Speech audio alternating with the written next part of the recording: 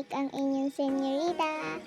After, 1 week and more. 1 week and more. More than a week kasi tagal ko di naka-upload. Siguro na-miss niyo ako.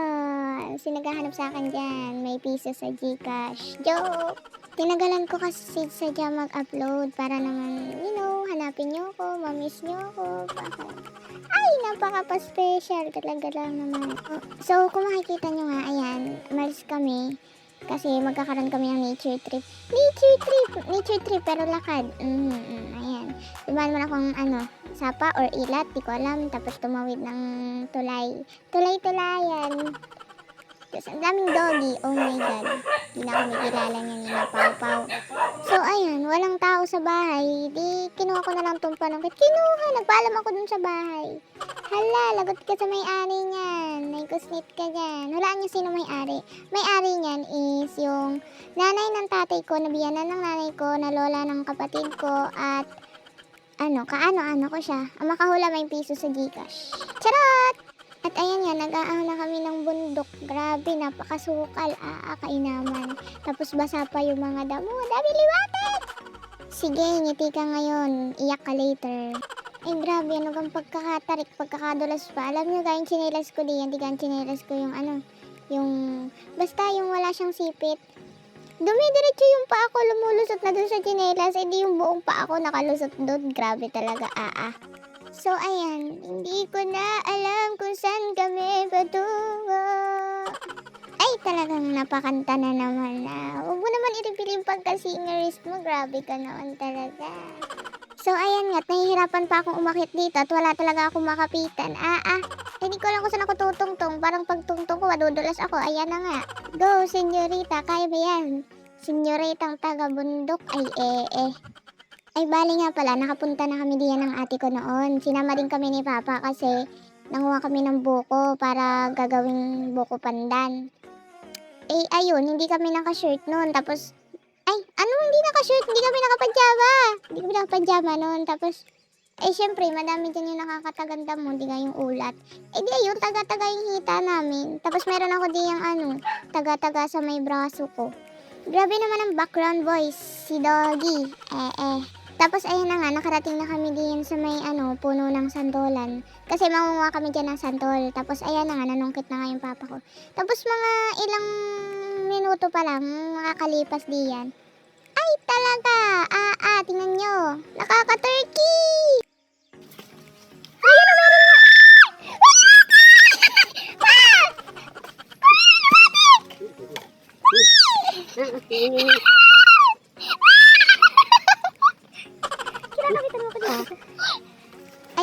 Parang lukarit ang sigaw mo Hindi ko alam kung natutuwa ka o naiiyak, baga. Kasi naman nakakatakot. Para naman lalamunin ka niyan, mas malaki ka pa yan, huy.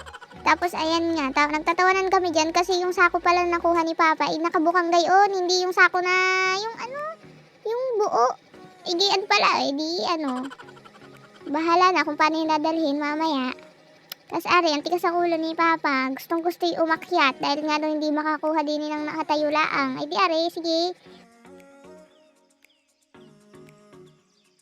Toink, toink, toink.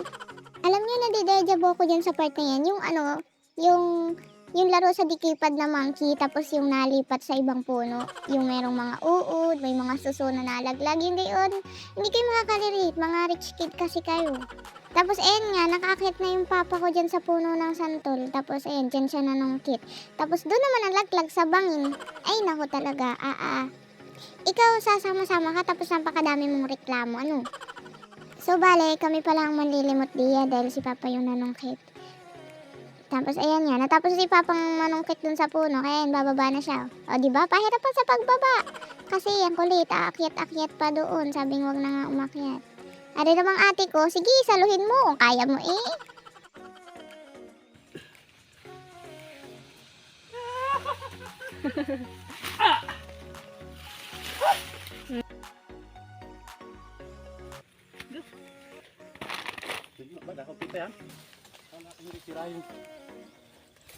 So, ayan nga, dahil nga nang hindi namin alam kung paano bibit-bitin yan, nag-DIY yung papa ko, diba? Sabi ko sa inyo, DIY master yung papa ko diba?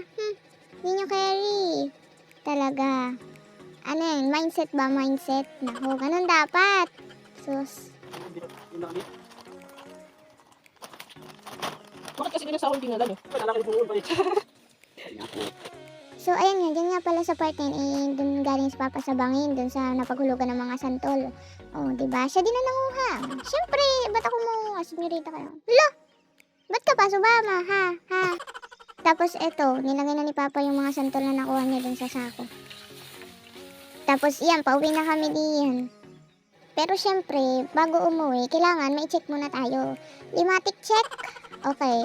Clear. Walang limatic. Abay, pasensya na sa paa ko. Ay, madumi galing bundok. Alangan naman.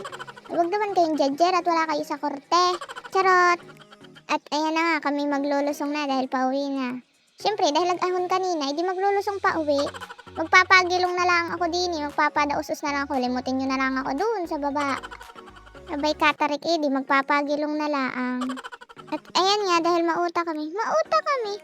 Pinatukod ng ate ko yung kawayan. Tapos, eto, sabi ni Papa, siya na daw yung magbibidyo sa amin. Napaka-supportive talaga ng daddy ko. I love you.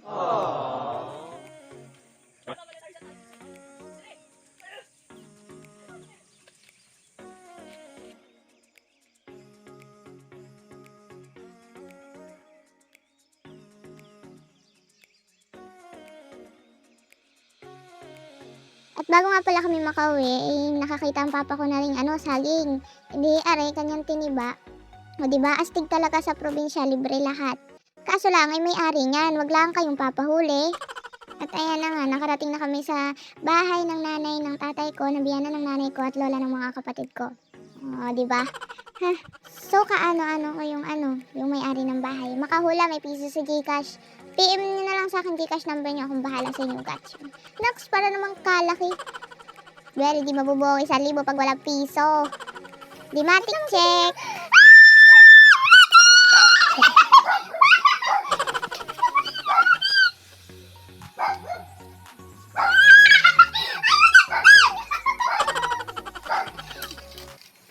Ay, grabe talaga ang takot sa limatic. For the second time, ako na naman yung nakabitang.